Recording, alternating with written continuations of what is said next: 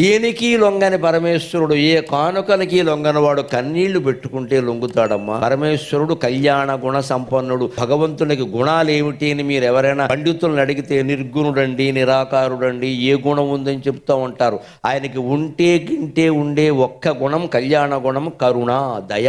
భక్తుడు ఏడుస్తుంటే ఆయన చూడండి. నేను మహిమ కొద్దీ ఇక్కడ వెలిశాను, నా కళ్ళ ముందు కన్నీరు పెట్టుకుంటుంది ఆ ఇల్లాలు.